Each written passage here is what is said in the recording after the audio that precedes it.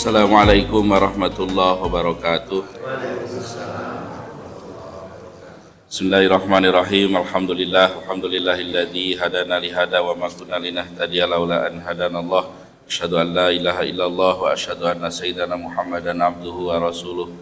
Allahumma shalli wa sallim ala sayyidina Muhammad wa ala alihi wa ashabi ajma'in. Amma ba'du.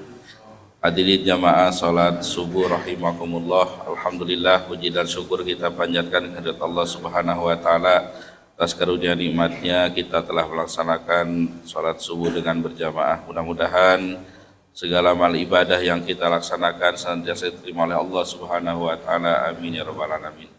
Salawat dan salam semoga tetap tercurah atas Nabi kita, Nabi besar Muhammad sallallahu alaihi wasallam. Hadirin kaum muslimin rahimakumullah, tema kajian kita pada subuh pagi ini membaca buku Awwalu Marrah Tadabburul Quran, mentadaburi atau merenungi makna Al-Quran. Kita sudah sampai di atau masih di surah Ali Imran ya. Surah Ali Imran. Kalau saya tanya sampai mana pasti nggak ada yang bisa jawab. Kita raba-raba aja lah. Karena saya ngisi buku ini di 3 tempat, jadi ini sampai mananya. Mudah-mudahan tidak salah. Di sini masih mengenai Mawadi Surah Al-Mubarakah. Mawadi itu jamak dari maudu, ya maudu itu judul atau tema-tema dalam surah Ali Imran. Kemarin secara garis besarnya Ali Imran ini terbagi 2. Yang pertama bagaimana keteguhan dalam menghadapi pemikiran dari luar, dari eksternal. Jadi tantangan itu tantangan keberagamaan dari luar. Yang kedua Al-Qismus Tsani itu bagaimana keteguhan menghadapi ujian permasalahan internal. Mengenai eksternal sudah kita bahas selesai. Sekarang ini masih membahas tantangan yang ada atau ujian yang ada dari dalam. Ya, di sini digambarkan yaitu dengan adanya perang Uhud. Ya, kalau tidak salah bulan yang lalu sudah saya sampaikan bagaimana kisah ringkas daripada perang Uhud ini. Ya, di mana awalnya umat Islam ini posisinya mendominasi atau mau menang gitu, dan Nabi Shallallahu Alaihi Wasallam membuat strategi menempatkan pemanah ya di atas bukit Uhud itu dengan perintah apapun yang terjadi di bawah, mau menang atau kalah kalian jangan turun. Nah, ternyata para pemanah ini melihat di bawah sepertinya kaum muslimin sudah menang, banyak harta rampasan, tergiur juga ya, akhirnya turun ya. Tinggal kurang lebih sekitar 10 orang ya. Kemudian dengan kecerdikannya ya Khalid bin Walid itu memutar arah dari belakang Uhud, menyerang yang 10 orang ya. Akhirnya Uhud ini dikuasai oleh kafir Quraisy dan mulai menyerang balik kepada umat Islam yang sudah turun ke bawah. Dan kemarin juga saya sampaikan banyak para sahabat ya, kalau tidak salah 70 yang meninggal ya, termasuk paman Nabi ya. Siapa namanya?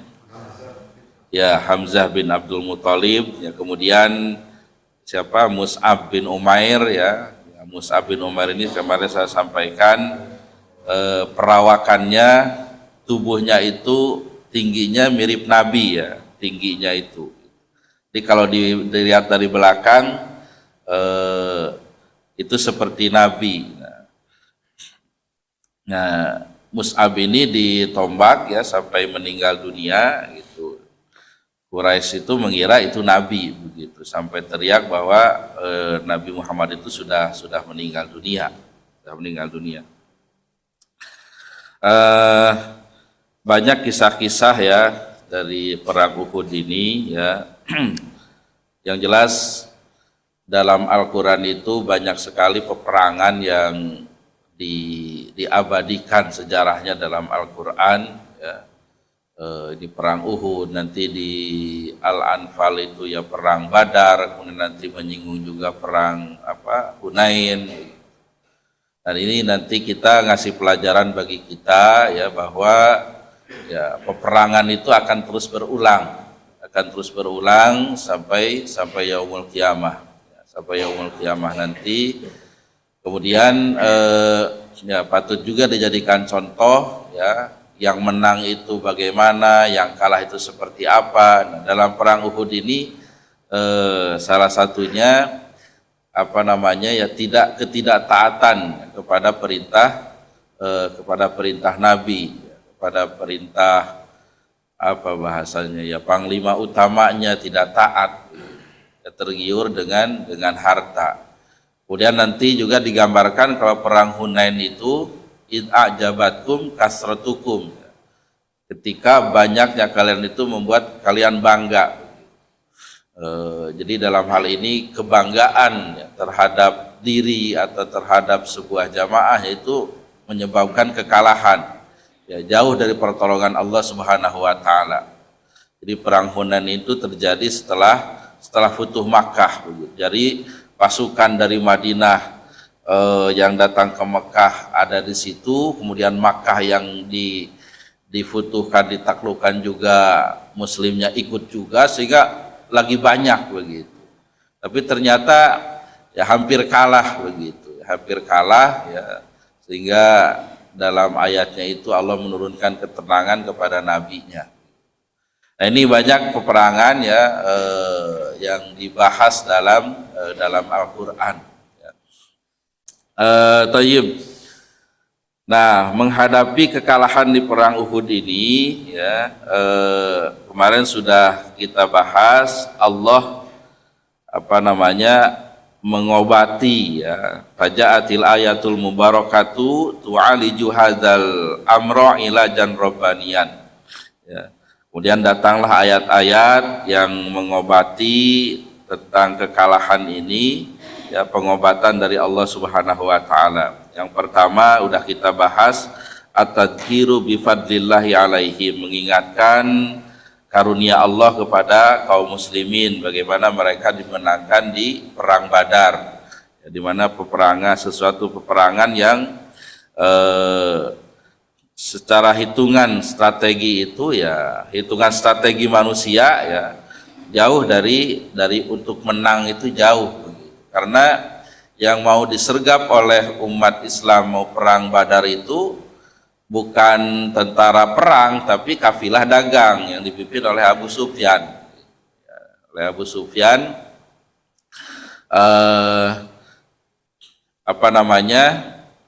Jadi senjatanya seadanya gitu, jumlah mereka juga cuma sekitar 313 ya. Sementara kafir Quraisy nanti didatangkan dari Makkah itu 1.300-an ya. Jadi untuk jumlah pasukan yang dalam sejarah tertulis itu memang tidak rinci gitu ya, tidak rinci sekian-sekiannya begitu. Karena bentuk tentara dalam Islam itu ya baru terstruktur itu di zaman Umar ya. Ketika di zaman Nabi ya, di zaman Abu Bakar ya, pokoknya karena umat Islam masih sedikit, semua harus perang begitu. Semua harus perang. Jadi ketika di zaman Umar sudah luas, barulah ada bahasanya strukturisasi atau apalah gitu. Dia ada bagian apa namanya yang kodi, hakim, ada yang bagian tentara, sudah terbagi-bagi ya, di zaman Umar. Jadi siapa yang jadi tentara dan sebagainya itu sudah terorganisir begitu. Kemudian penarikan pasukan juga sekian bulan itu sudah ada begitu. Itu di zaman Umar ya. Kalau bicara sejarah itu menarik juga. Saya juga senang apa namanya baca sejarah ini. Apa namanya seperti peristiwa apa namanya Umar itu kan Umar itu kan sebagai seorang khalifah ya, tanggung jawab terhadap rakyatnya. Ya, ini bicara masalah tentara ya. Bicara tentara sampai apa keliling malam itu ya, ternyata sampai sebuah rumah ya, malam-malam ada perempuan yang baca syair begitu ya. Jadi ungkapan perasaan Arab itu biasa dengan syair ya, sedih senang dengan syair. Nah ini syairnya itu syair apa ya, bahasa sekarang itu meriang ya, merindukan kasih sayang gitu.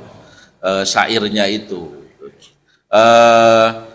panjang syairnya itu. Kalau apa mungkin yang punya buku tulisan saya itu ada saya tulis itu.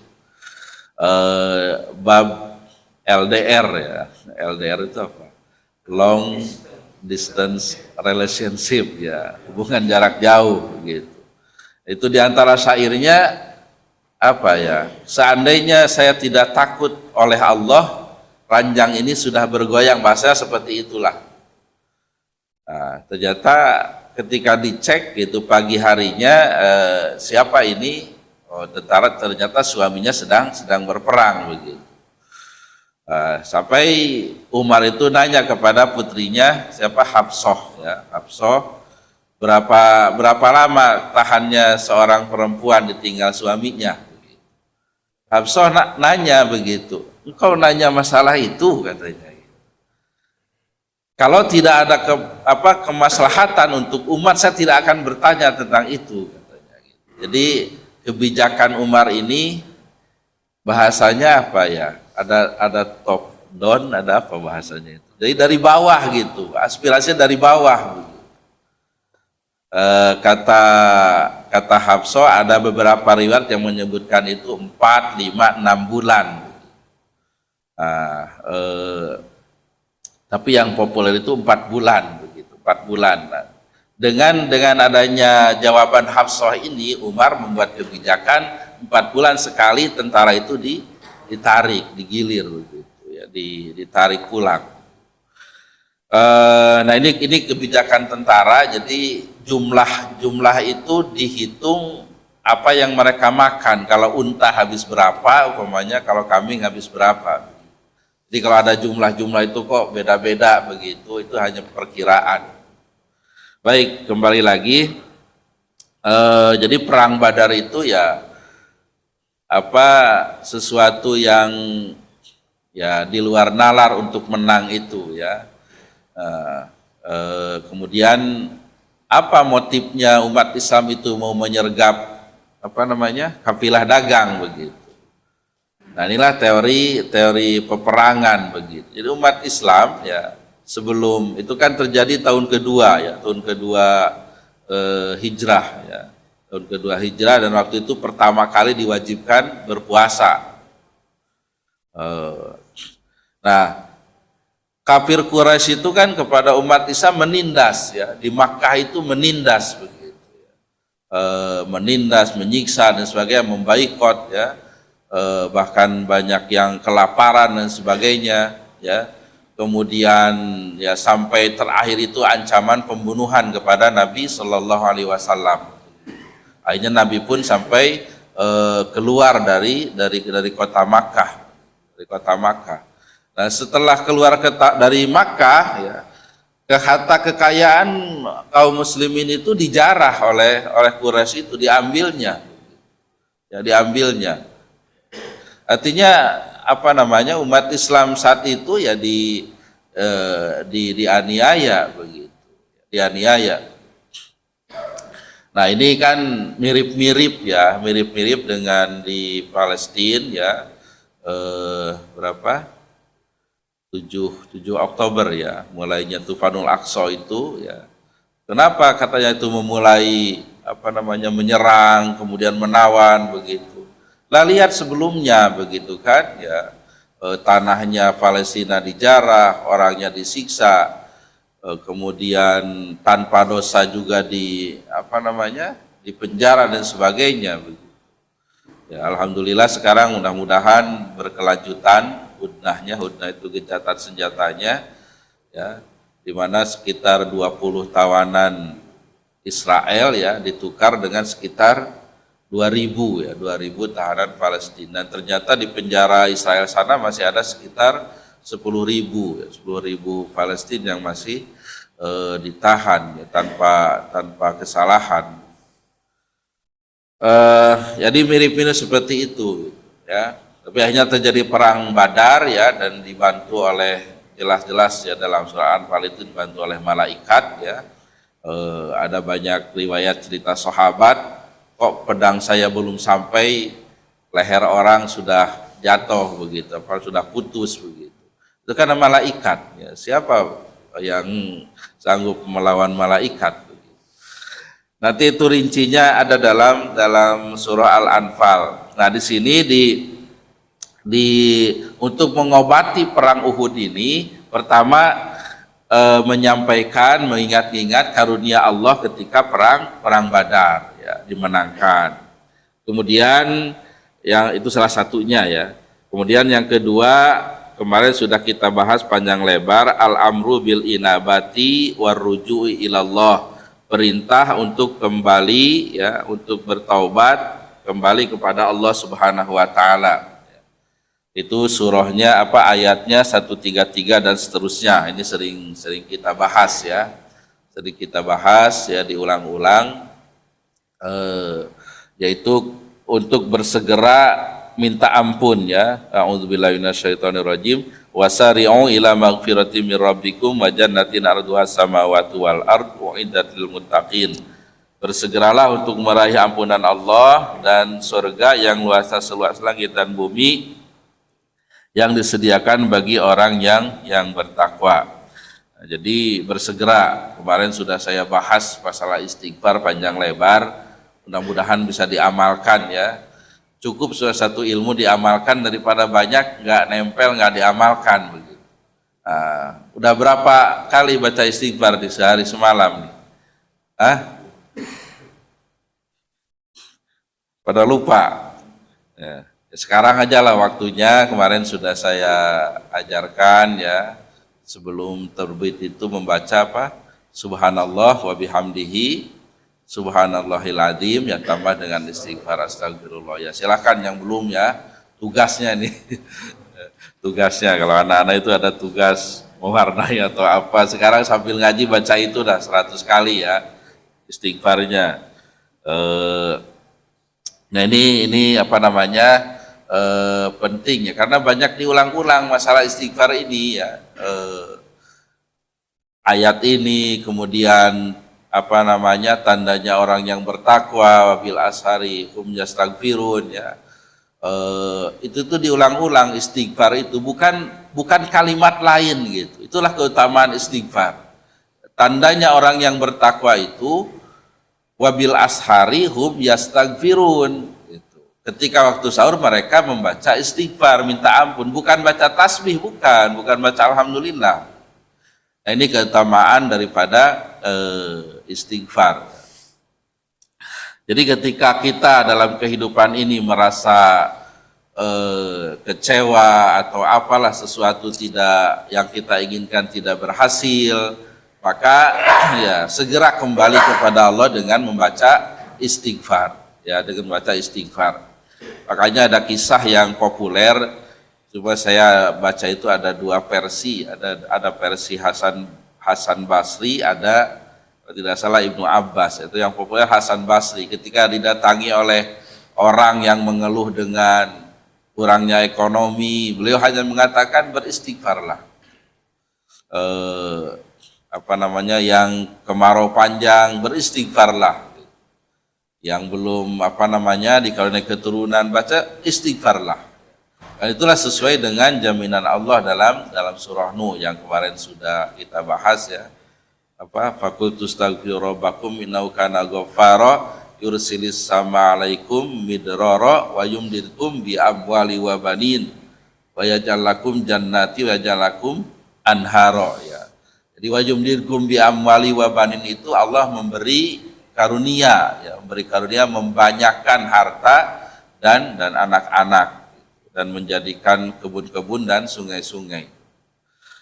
Kemudian juga sudah kita ceritakan bagaimana kisahnya seorang yang solih di zaman Imam Ahmad bin Hambal yang setiap saatnya ketika bibirnya itu berhenti berbicara ya dia hanya baca istighfar aja terus, dan Allah memberi karunia apa yang dia inginkan itu tercapai.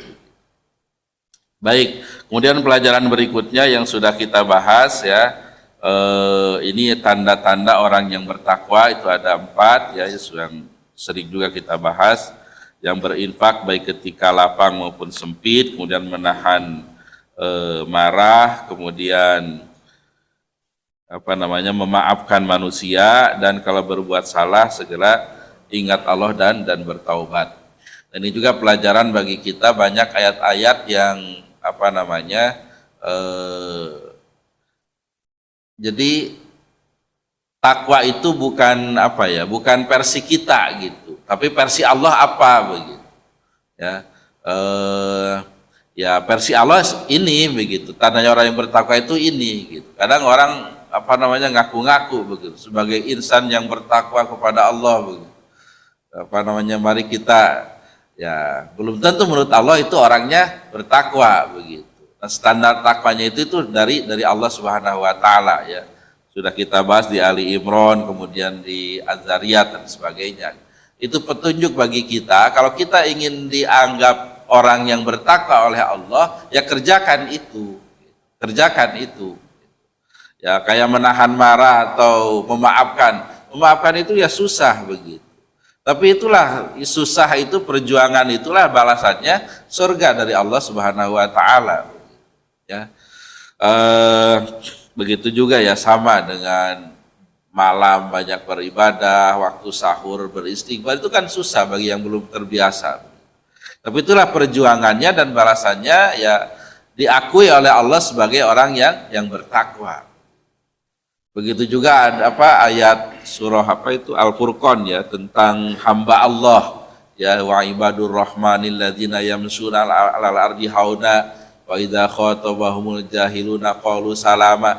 Nah itu kan tanda-tanda hamba Allah. Kita sering semua kita ini hamba Allah, semua kita ini Abdullah begitu.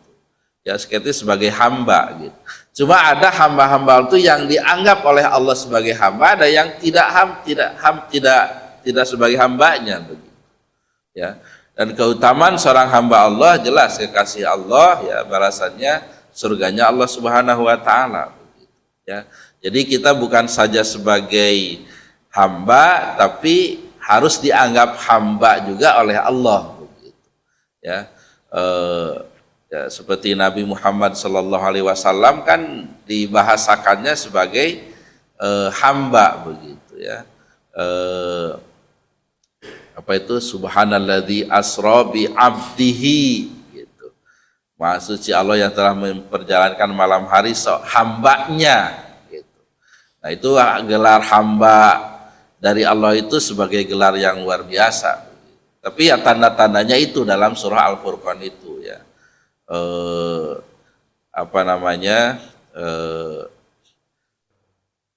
Kalau tidak sombong ya, kemudian wa idza khatabahumul jahiluna qalu salama, kalau ada orang bodoh menyapa dengan tidak baik itu salam gitu. Udah ya kita bahas juga ya, walladzina yabituna li rabbihim sujada wa qiyama ya, ketika malam hari mereka banyak sujud dan banyak berdiri begitu. Jadi ini penting ya, kalau bisa diingat ayat-ayat itu ya untuk kita amalkan ya, untuk kita amalkan ya, seperti mukmin ya, dalam surah Al-Mu'minun itu qad aflahal mu'minun alladzina hum fi salatihim khashi'un walladzina hum 'anil lagwi mu'ridun walladzina hum lizzakati fa'ilun ya. Itu kan urutan-urutannya. Berbahagialah orang yang beriman ya, mungkin semua beriman tapi belum tentu semua itu bahagia gitu. Belum tentu semua itu beruntung. Kalau ingin beruntung ya ini harus kita usahakan. Pertama sholat khusyuk ya. Kemudian meninggalkan sesuatu yang tidak ada manfaatnya. Kemudian lizakati fa'ilun, melaksanakan zakat, menjaga kemaluan dan seterusnya. Nah, ada juga yang memahami dari ayat ini tuh apa ya, berurutan gitu, dampak dari yang pertama itu kepada yang kedua, dari yang pertama kedua ketiga gitu. Jadi orang yang sholatnya benar, yang khusyuk, nah itu yang kedua, dia meninggalkan yang tidak ada manfaatnya, meninggalkan hal-hal yang tidak produktif. Jadi mengerjakannya selalu yang produktif gitu. Makanya kalau orang yang masih suka lalai begitu ya, pokoknya main game sampai 1 jam 2 jam gitu, itu perlu ditanyakan juga itu sholatnya itu khusyuk apa enggak gitu ya. Karena orang yang khusyuk sholatnya benar, sholatnya hidupnya itu produktif gitu. Jadi dia meninggalkan hal yang tidak ada manfaatnya. Nah, ketika orang itu sholatnya khusyuk ya, artinya hubungan dengan Allahnya baik, kemudian hidupnya produktif, maka yang ketiga lizakati fa'ilu, dia mampu punya harta sehingga mengeluarkan zakat gitu. Menjaga kemaluan, mampu menikah dan sebagainya. Nah, ini tanda-tanda dari Allah Subhanahu wa taala yang penting kita baca, kita kaji dan kita amalkan ya, sehingga hal itulah merupakan jalan kita, jalan keselamatan baik di dunia maupun di akhirat nanti. Baik. Yang berikutnya al-muwasatu wa raf'ur ruhil ma'nawiyah ya. Muwasat itu melipur kalau bahasa Sundanya itu ngupahan ya, menghibur lah ya, menghibur dan mengangkat semangat ya, mengangkat semangat kembali umat Islam. Ayatnya 139.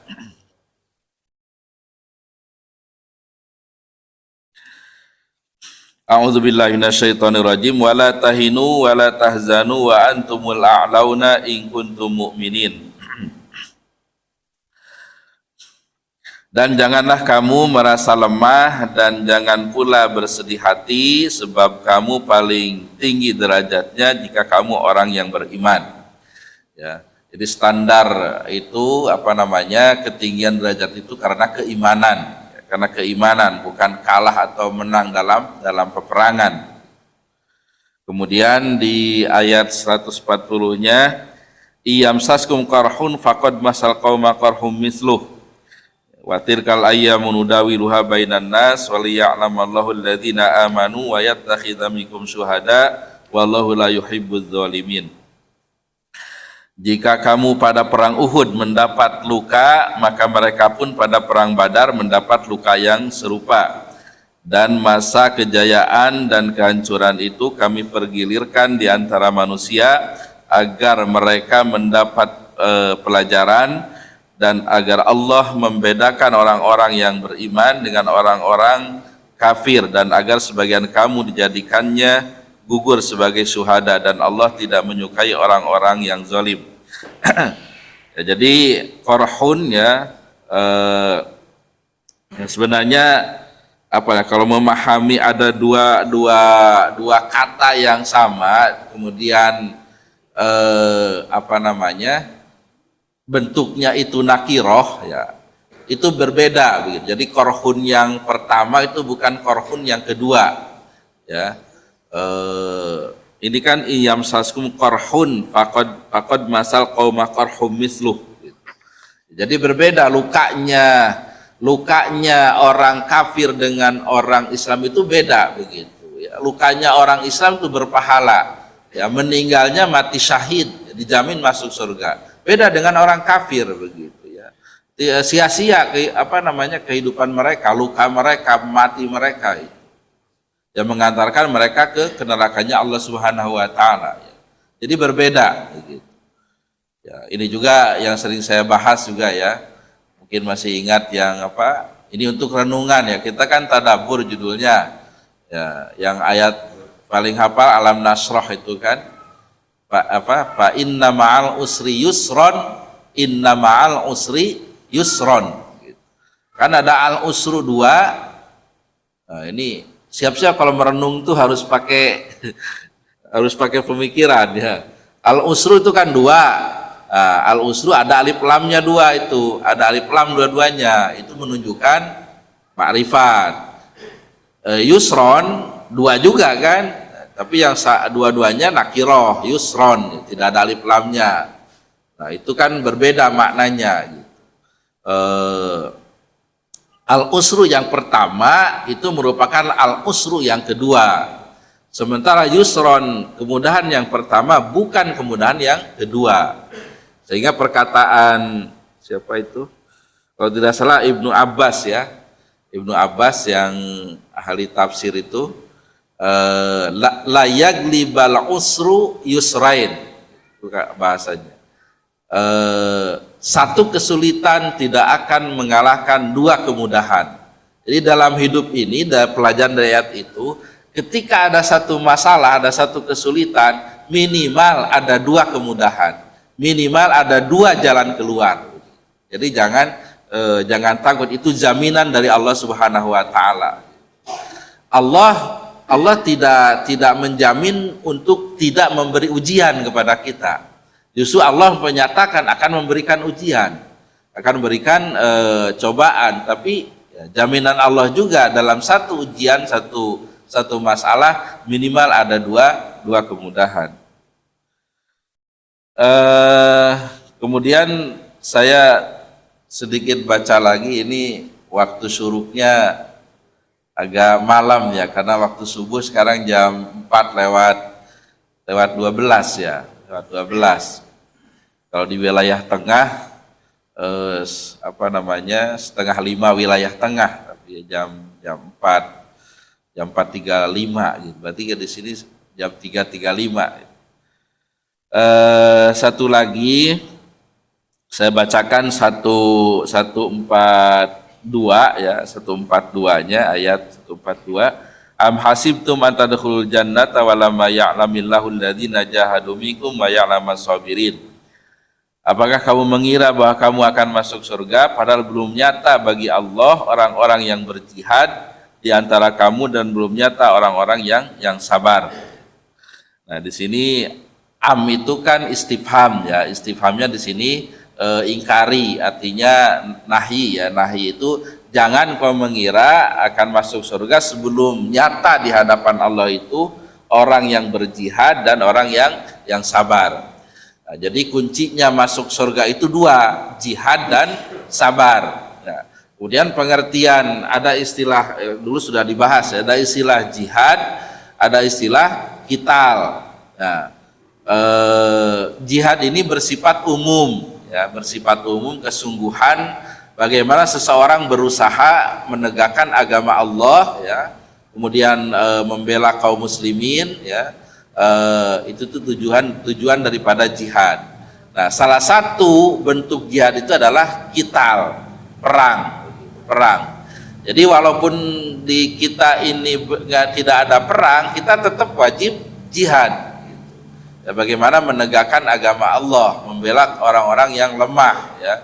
Bagaimana supaya hukum-hukum Allah ini dilaksanakan. Itulah jihad. Yang kedua sabar. Nah, sabar tentunya bagaimana kita menghadapi ujian-ujian dari Allah Subhanahu wa taala. Karena semua kita pasti mendapat ujian, nah bagaimana kita bersabar menerima ujian itu. Nanti insya Allah ada sabar, bentuk-bentuk sabar ya, nanti di ayat berapa ini 146 ya, karena beda konteks sabar ketika menerima musibah yaitu bagaimana ya, konteks sabar katakanlah ketika perang itu seperti apa gitu ya. Sabar ketika perang itu ya bukan diam tapi harus ngamuk begitu bahasanya. Nah itu nanti ada pengertian sabar. Sabar dalam ketaatan itu bagaimana ya, istiqomah. Baik, sebelum dilanjutkan ya barangkali ya kita lewat 40 saja ya, lewat 40. Barangkali ada yang yang salah perlu diluruskan atau mau menambahkan atau mungkin ada pertanyaan kita diskusikan. Ya, silakan. Assalamualaikum warahmatullahi wabarakatuh. Waalaikumsalam.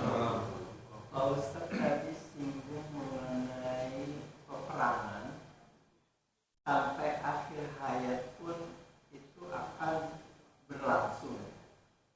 Nah ini iktibarnya dalam mentadaburi Al-Quran ini berarti sampai akhir hayat pun penyerangan dari Yahudi atau terhadap Palestina tetap berkelanjutan, sehingga orang Yahudi yang sudah distempel di dalam Al-Quran sebagai orang yang berdusta, yang tidak pernah komit dengan perjanjian, itu akan berlangsung terus.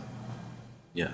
Dan peperangan yang internal dan eksternal itu juga mungkin berlaku buat diri sendiri ya. Maksudnya kita berperang fisik, tetapi juga berperang dalam diri sendiri menahan hawa nafsu. Ya. Apa seperti itu? Ya. Yang pertama, yang terakhir dulu ya. Jadi walaupun katanya hadisnya tidak kuat ya, roja'na ketika perang Badar itu min jihadil asghar ila jihadil akbar gitu kan. Kita ini pulang dari jihad yang kecil kepada jihad yang besar gitu ya. Karena untuk yaitu jihadun nafsi, memerangi hawa nafsu kita. Ya bisa saja peperangan itu terhadap nafsu kita ya. Karena nafsu itu la'ammaratum bisu ya. Jiwa kita ini cenderungnya kepada keburukan. Nah, kecuali nanti ditempa dengan hal-hal yang baik. Makanya kemarin saya sampaikan kalau tidak salah dalam Quran itu disebutkan sekitar ada 15 ya, ada 15 sifat-sifat buruk yang disebutkan oleh Allah, yang disitulah letak perjuangan kita untuk menundukkannya. Nah, makanya bahasanya kan ayat itu wa may yuqashuha nafsihi faulaika humul muflihun. Siapa orang yang mampu menundukkan kepelitan dirinya, dialah orang yang beruntung. Itu kan perlu perjuangan. Ya, perlu perjuangan sehingga nanti nafsu yang ammaroh itu nanti naik kepada nafsu yang lawamah. Nah, nanti setelah lawamah nanti ke mutmainnah. Kalau lawamah itu tanda-tandanya biasanya ketika ada sebuah kebaikan kemudian kita tinggalkan, berasa ada yang kurang gitu, mencela diri sendiri gitu. Kita biasa sholat duha nggak sempat karena apa-apa, kayaknya salah gitu. Karena kalau kita berbuat salah itu ada yang mencela dalam diri kita, kenapa berbuat itu? Itu udah lawamah. Kalau mutmainnah ini sudah tenang gitu. Jadi kalau ibadah, baca Quran itu udah anteng aja gitu. Ya, udah anteng gitu. Nah, itu nanti yang akan dipanggil tadi itu surah Al-Fajr, ingat tadi. Ya ayat Tuhan nafsul mutmainnah. Ya. Jiwa yang tenang itu yang bukan ammaroh lagi jiwanya gitu. Udah enggak melaksakan lagi keburukan-keburukan, hal yang tidak baik. Baik. Nah, mengenai tadi nanti kita itu ada dibahas di surah Al-A'raf ya, mengenai as-sira bainal haq wal batil ya. as-sira bainal haq wal batil. Mudah-mudahan ya kita panjang umur ya, sempat juga mengkaji itu. Pertentangan ya, permusuhan antara hak dan batil itu akan terjadi ya, digambarkan dalam surah Al-A'raf itu mulai dari Adam dan Iblis ya, Adam dan Iblis. Kemudian di Al-A'raf itu banyak diceritakan kisah-kisah para nabi dan umatnya yang berseteru begitu, yang tidak baik. Dan yang paling banyak disebut di dalam Al-Quran kalau tidak salah sekitar 136 kalau tidak salah, itu kisahnya Nabi Musa alaihi salam ya.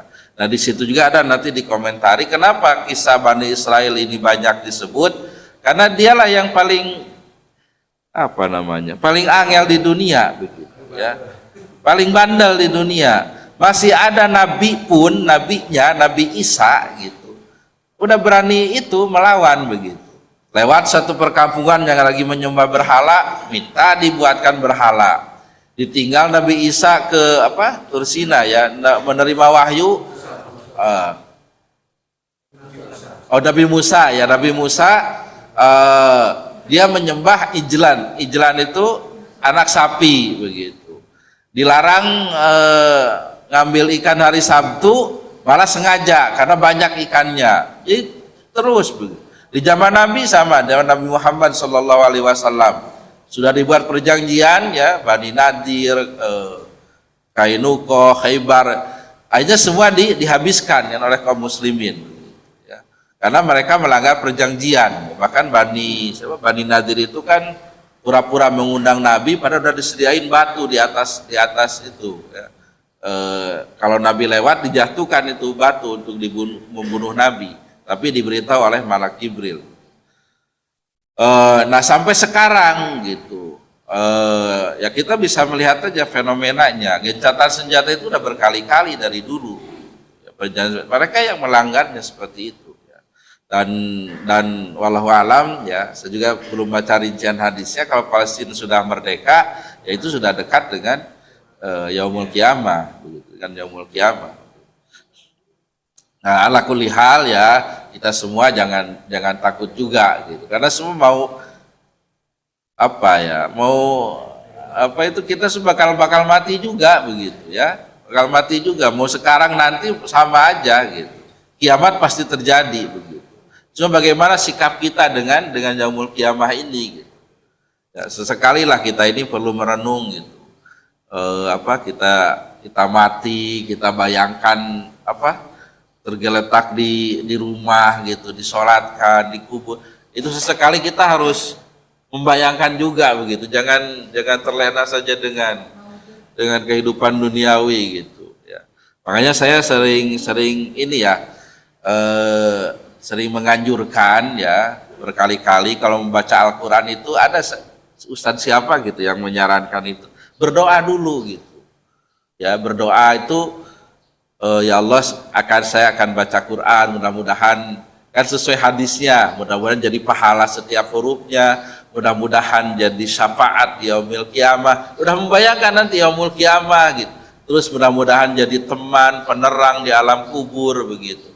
Jadi udah kebayang bagaimana di alam kubur itu ketika kita mau baca Al-Quran itu ya, kita sadar akan meninggal dunia. Jadi terlepas apa yang terjadi di luar sana ya tentunya kembali kepada diri kita ya, bahwa ya kita akan meninggal ya, kita juga akan menghadapi hari kiamat dan sebagainya. Dan cuma yang jelas as-sira bainal haq wal batil ini akan terus berkelanjutan sebagai ujian dari Allah Subhanahu wa taala, bagaimana kita bersikap ya, bagaimana kita bersikap. Makanya ditekankan ya, walaupun kita tidak berperang, sikap kita harus tegas begitu ya. Sikap kita harus tegas, keberpihakan kita gitu.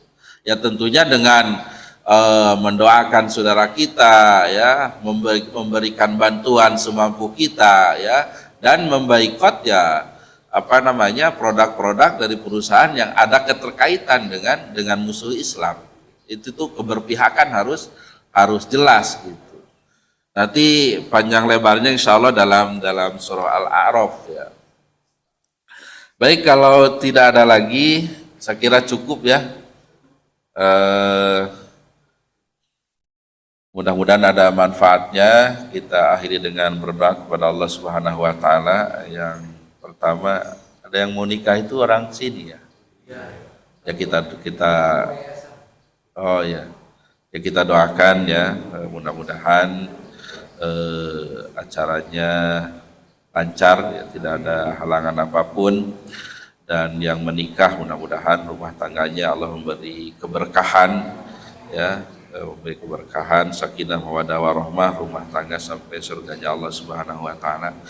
Kita doakan juga anak-anak kita menjadi anak-anak yang soleh, yang solihah, anak yang berilmu, mengabdi kepada Allah, berbakti kepada kedua orang tua.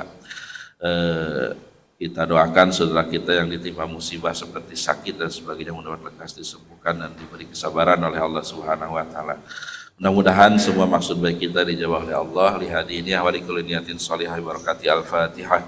A'udzubillahi minasyaitonir rajim. Bismillahirrahmanirrahim.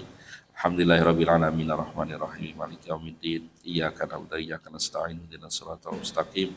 Siratal ladzina an'amta 'alaihim ghairil maghdubi 'alaihim waladdallin.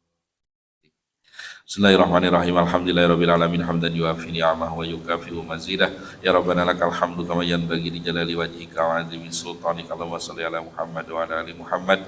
Allahumma ighfir lana dzunubana wa liwalidina warhamhum kama rabbayana shighara.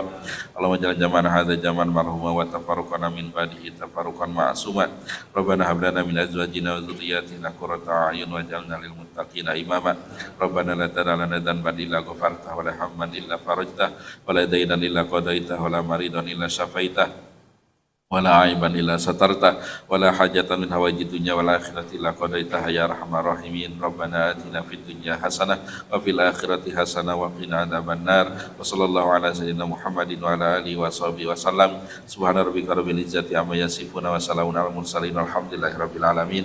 Subhanakallahumma wa bihamdika asyhadu an la ilaha illa anta astaghfiruka wa atubu ilaik. Alhamdulillahi rabbil alamin. Assalamualaikum warahmatullahi wabarakatuh.